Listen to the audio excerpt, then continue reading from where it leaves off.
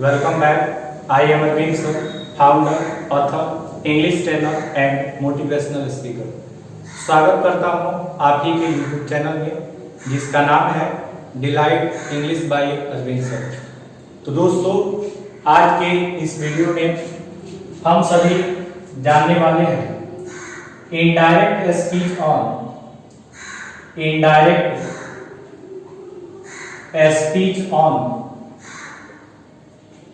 Interrogative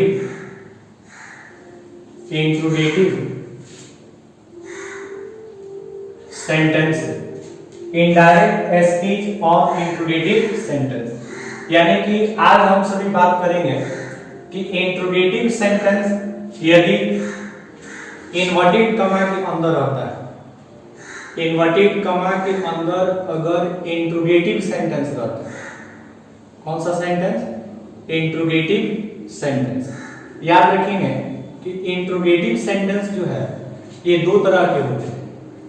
एक होता है जिसे हम इंट्रोगेटिव यस नो सेंटेंस कहते हैं, एक होता है जिसे इंट्रोगेटिव यस नो सेंटेंस कहते हैं, और दूसरा जो सेंटेंस होता है इसे हम इंट्रोगेटिव WH कंपाउंड सेंटेंस कहते हैं, WH कंपाउंड सेंटेंस कहते हैं। तो इंट्रोगेटिव सेंटेंस दो प्रकार के होते हैं, एक इंट्रोगेटिव यस नो सेंटेंस होता है, एक इंट्रोगेटिव WH कंपाउंड सेंटेंस होता है। अब समझिए इंट्रोगेटिव सेंटेंस कहते किसको है। अगर हम इंट्रोगेटिव सेंटेंस की बात करें, ऐसे हमने सेंटेंस का वीडियो जो है प्लेलिस्ट में लिंक कर दिया है, अपलोड भी कर दिया है। तो इंट्रोगेटिव सेंटेंस आप वहां देख सकते हैं। इंट्रोगेटिव सेंटेंस किसे कहते हैं, यहाँ पे भी समझ लीजिए इंट्रोगेटिव सेंटेंस किसे कहते हैं। सबसे पहले इंट्रोगेटिव सेंटेंस को हिंदी में प्रश्नवाचक वाक्य कहते हैं, प्रश्नवाचक वाक्य। इस शब्द से ही पता चल रहा है कि जिस वाक्य का प्रयोग प्रश्न पूछने के लिए किया जाता है, यानी कि the sentence that is used for asking someone a question is called interrogative sentence। देखिए कह रहा है कि वह वाक्य जिसका प्रयोग किया जाता है किसी से प्रश्न पूछने के लिए उसे हम इंट्रोगेटिव सेंटेंस कहते हैं। तो जिस वाक्य का प्रयोग प्रश्न पूछने के लिए किया जाता है उसे हम प्रश्नवाचक वाक्य कहते हैं। अब इसमें एक नोट याद रखेंगे कि sign of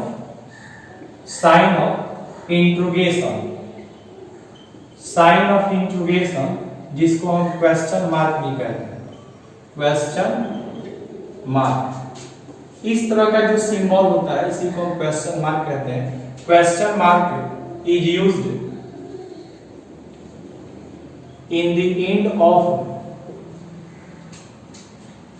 interrogative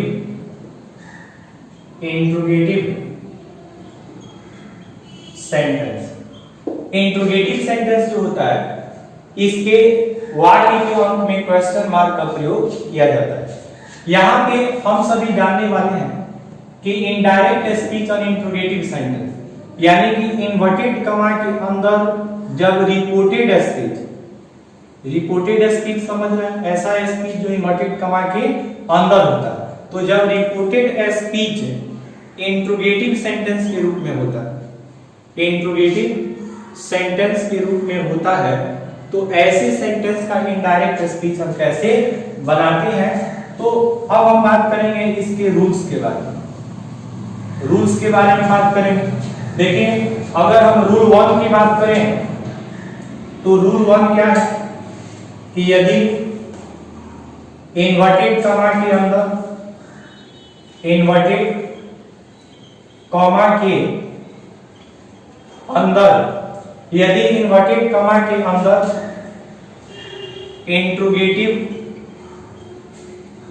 interrogative sentence, यदि इन्वर्टेड कॉमा के अंदर इंट्रोगेटिव सेंटेंस हो तो सबसे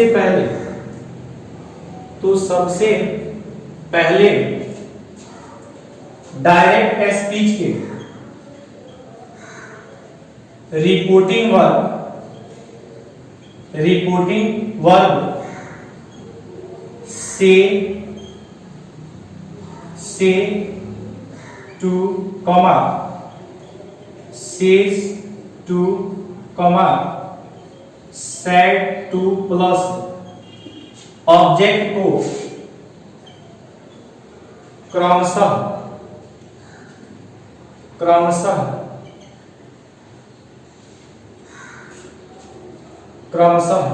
से टू को हम लोग बदल देते हैं आस्क में, सेज टू को बदल देते हैं आस्क में, और सेड टू को बदल देते हैं आस्क में, और इसके बाद ऑब्जेक्ट हो तो ऑब्जेक्ट का प्रयोग कर देते हैं। यानी पहला काम क्या है कि जो डायरेक्ट स्पीच का रिपोर्टिंग वर्ब होता है उसको देखिए इनडायरेक्ट स्पीच में रिपोर्टिंग वर्ब को कैसे चेंज करते हैं।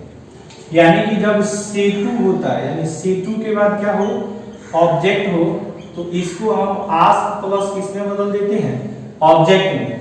अगर यहाँ पे सेज टू प्लस ऑब्जेक्ट हो तो इसको हम ASKS आस्क प्लस ऑब्जेक्ट में बदल देते हैं। अगर यहाँ पे सेड टू प्लस ऑब्जेक्ट हो तो इसको हम आस्क प्लस ऑब्जेक्ट में बदल देते हैं। ये पहला नियम है। एक नोट यहाँ पे समझ लेंगे, नोट समझ लेंगे कि रिपोर्ट इंट्रोगेटिव सेंटेंस के रहने पर आप चाहें तो इसे इंक्वायर्ड में भी बदल सकते हैं। इंक्वायर्ड प्लस ऑब्जेक्ट इंक्वायर्ड में बदल सकते हैं, और यदि इंक्वायर्ड के बाद ऑब्जेक्ट दिया तो इसको हम इंक्वायर्ड ऑफ प्लस ऑब्जेक्ट में बदल देते हैं। याद रखिएगा कि इसको हम आस्क में बदल सकते हैं, इंक्वायर्ड में बदल सकते हैं। अंतर ये है कि इंक्वायर्ड के साथ जो है ऑफ प्रीपोजिशन का प्रयोग किया जाता है।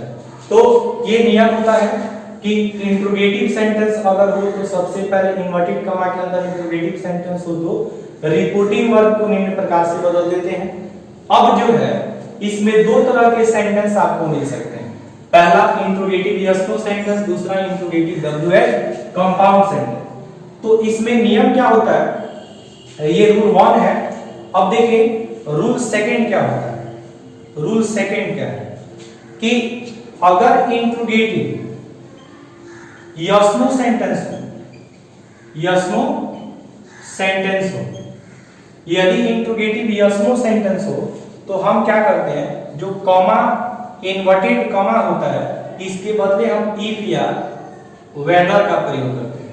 किसका प्रयोग करते हैं, इफ या वेदर का प्रयोग करते हैं। अगर इंट्रोगेटिव यस नो सेंटेंस हो इन्वर्टेड कॉमा के अंदर तो कॉमा इन्वर्टेड कॉमा के लिए इफ और वेदर का प्रयोग करते हैं। अगर इंट्रोगेटिव WH कंपाउंड सेंटेंस दिया हो, इंट्रोगेटिव WH कंपाउंड सेंटेंस दिया तो कॉमा इन्वर्टेड कॉमा के बदले, किसके बदले, कॉमा के बदले, इन्वर्टेड कॉमा के बदले हम WH वर्ड का ही प्रयोग कर देते हैं। किसका, WH वर्ड का ही प्रयोग कर देते हैं। तो इसमें ये चीज याद रखना है कि अगर यस नो सेंटेंस होगा, यस नो सेंटेंस होगा तो इफ और वेदर का प्रयोग करेंगे। इंट्रोगेटिव यस नो सेंटेंस होगा तो इफ और वेदर का प्रयोग करेंगे।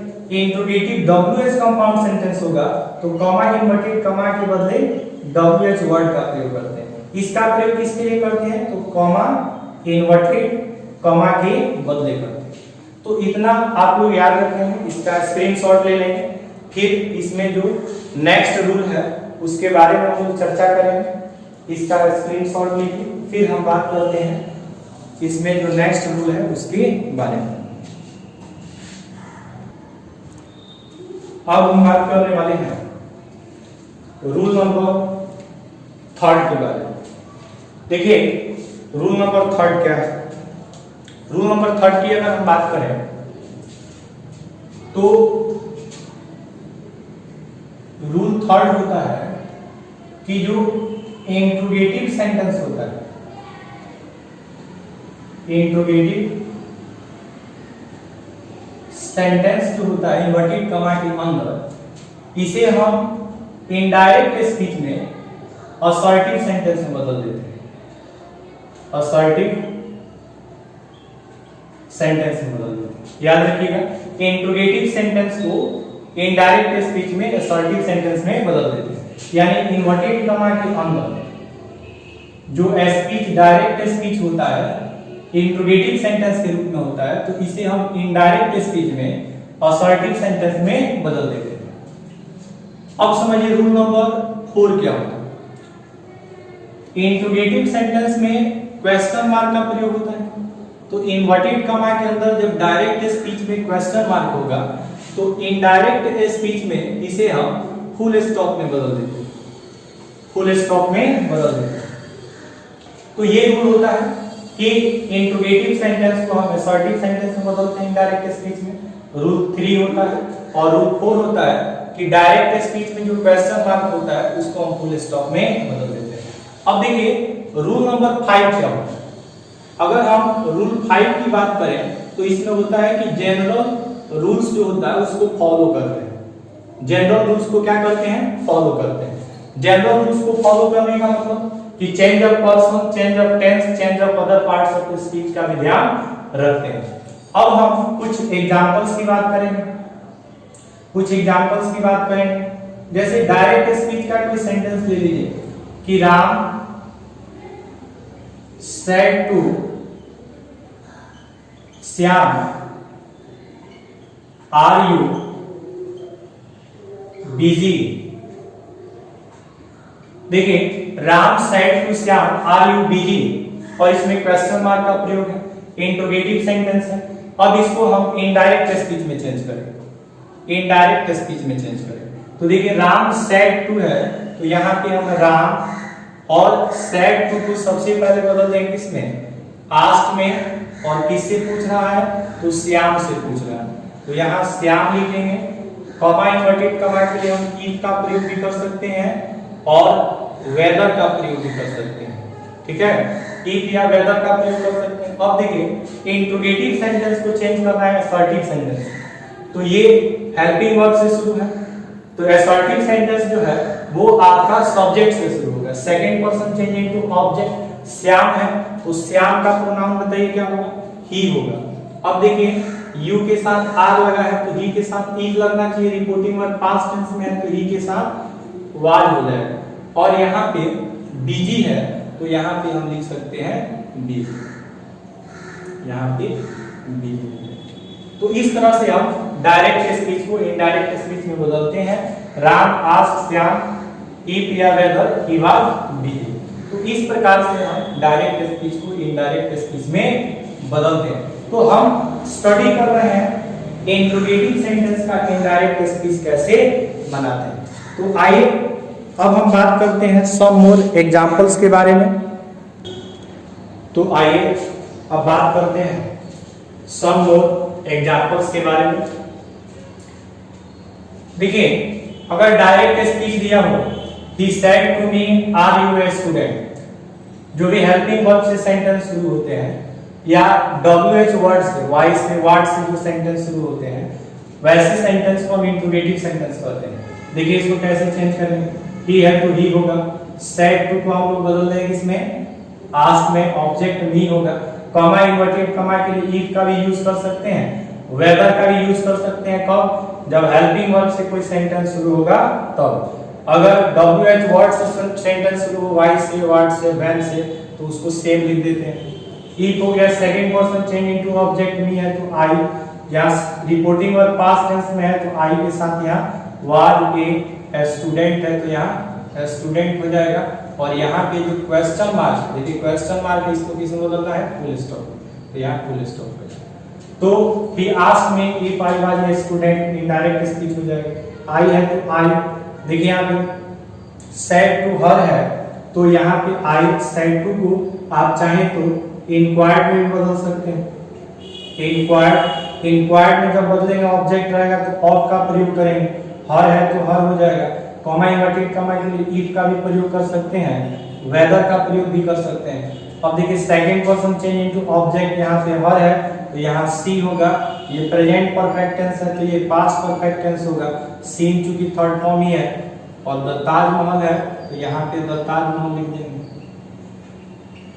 और यहाँ पे क्वेश्चन मार्क है तो यहाँ पे फुल स्टॉप हो जाएगा। यहाँ पे राधा सेड टू श्याम, तो राधा आप इस सेड टू को बदल देंगे आस्क में। श्याम है तो यहाँ श्याम, आस्क में बदलेंगे तो ऑफ का प्रयोग नहीं करेंगे। इंक्वायर्ड में बदलेंगे ऑब्जेक्ट होगा तो ऑफ का प्रयोग करेंगे। राधा आस्क श्याम, कमा इन्वर्टेड कमा के लिए इफ भी यूज कर सकते हैं, वेदर भी यूज कर सकते हैं। Second person change into object, Shyam का प्रोनाउन ही। और यहाँ देखिए ये है आपका कौन सा टेंस, तो सिंपल पास्ट टेंस है। सिंपल पास्ट टेंस को पास्ट परफेक्ट टेंस में बदलेंगे तो हैड, और टीच का भी यहाँ पे लिखेंगे तो हो जाएगा taught. First person change into subject, Radha का प्रोनाउन, सी का ऑब्जेक्ट, सी का पोसेसिव एडजेक्टिव हर, और सिस्टर है तो यहाँ पे सिस्टर हो जाएगा। क्वेश्चन मार्क है तो यहाँ पे फुल स्टॉप हो जाएगा। ही है तो ही। सेड टू को हम बदल सकते हैं, are you going away today, he said to को आप बदल सकते हैं इंक्वायर्ड में, या आप चाहें तो आस्क में बदल सकते हैं। चूंकि ऑब्जेक्ट है तो ऑफ लिख लीजिए, यहाँ पे ऑस है तो ऑस, कमा इन्वर्टेड कमा के लिए इफ भी लिख सकते हैं, वेदर भी लिख सकते हैं। दोनों में से किसी का प्रयोग कर सकते हैं, किसी एक का प्रयोग कर सकते हैं। Second person change into object, तो यहाँ पे देखिए second person change into object, यहाँ पे ऑस है तो ऑस को नॉमिनेटिव केस में चेंज करेंगे तो वी। यहाँ पे देखिए आर है तो वी के साथ वेयर हो जाएगा, और गोइंग है तो गोइंग होगा। इसके बाद यहाँ पे अवे लिखेंगे, गोइंग अवे, गोइंग अवे। और यहाँ पे देखिए टुडे है तो टुडे को चेंज कर देते हैं that day. Other parts of speech general rules को भी फॉलो करेंगे। Change of person, change of tense, change of other parts of speech पे भी ध्यान देंगे। यहाँ पे देखिए इसका इनडायरेक्ट स्पीच कैसे बनाएंगे, इसका इनडायरेक्ट स्पीच बनाना हो, ही है तो यहाँ पे ही होगा। सेड टू को आप चाहें तो आस्क में बदल सकते हैं, आस्क में बदल सकते हैं, चाहे आप चाहें तो इंक्वायर्ड में बदल सकते हैं। अगर इंक्वायर्ड में बदल रहे हैं तो मी के पहले आपको ऑफ मी लिखना होगा, अगर आस्क में बदलेंगे तो ऑफ को हटा देंगे। अब देखिए यहाँ वाट है तो कमा इन्वर्टेड कमा के बीच में WH वर्ड सेम हो जाता है। अब यहाँ वाट का हमने प्रयोग किया। Second person change into object, object यहाँ पे मी है तो यहाँ पे माई होगा, और नेम है तो यहाँ नेम होगा, और यहाँ देखिए ईज है तो यहाँ पे वाज होगा, और जो क्वेश्चन मार्क है इसके बदले हम फुल स्टॉप कर देंगे। तो इस प्रकार से हम डायरेक्ट स्पीच को इनडायरेक्ट स्पीच में बदलते हैं। आई सेड टू हिम है तो आई सेड टू को हम बदल सकते हैं आस्क में, आप चाहें तो इंक्वायर्ड में बदल सकते हैं। अब यहाँ हिम है तो आस्क के बाद यहाँ हिम लिख देंगे। WH वर्ड इसमें सेम हो जाता है। यहाँ वाट था तो हमने वाट का यूज किया, यहाँ वाई है तो हम यहाँ वाई का यूज करेंगे। अब देखिए second person change into object, यहाँ पे हिम है तो यहाँ पे क्या होगा, ही होगा, और यहाँ डिड है तो यहाँ हैड होगा, क्योंकि सिंपल पास्ट टेंस को हम लोग पास्ट परफेक्ट टेंस में बदलते हैं। हैड होगा। इंसल्ट है तो यहाँ पे थर्ड फॉर्म लिखेंगे तो इंसल्टेड हो जाएगा, और माई है तो first person change into subject, तो सब्जेक्ट यहाँ पे देखिए माई, फर्स्ट पर्सन, आई भी फर्स्ट पर्सन तो माई है तो माई सेम हो जाएगा, और ब्रदर है तो यहाँ ब्रदर हो जाएगा। और फिर यहाँ जो क्वेश्चन मार्क है इसके बदले हम फुल स्टॉप का प्रयोग करते हैं। तो इस प्रकार से ये जो इंट्रोगेटिव सेंटेंस का इनडायरेक्ट स्पीच है वो आपका समाप्त हुआ। इसमें दो इंपॉर्टेंट नोट है जिसको आप याद रखें। दो इंपॉर्टेंट नोट है जिसको याद रखना है। पहला नोट ये है कि जब भी इंक्वायर्ड आएगा और इसके बाद अगर ऑब्जेक्ट रहेगा तो इसमें प्रीपोजिशन के रूप में ऑफ लगेगा। ये पहला नियम है जिसको आपको याद, पहला नोट है जिसको आपको याद रखना होगा कि इंक्वायर्ड के साथ ऑफ का प्रयोग किया जाता है। कब किया जाता है? जब ऑब्जेक्ट रहेगा तब किया जाता है, इसको याद रखना है। और इसमें एक और चीज आपको याद रखना है कि इंक्वायर्ड के साथ ऑफ का प्रयोग करेंगे, और बाकी जो नियम है जैसे है उसको आप लोग याद रखेंगे। तो मिलते हैं नेक्स्ट वीडियो में जिसमें हम बात करेंगे सम अदर सेंटेंसेस के बारे में।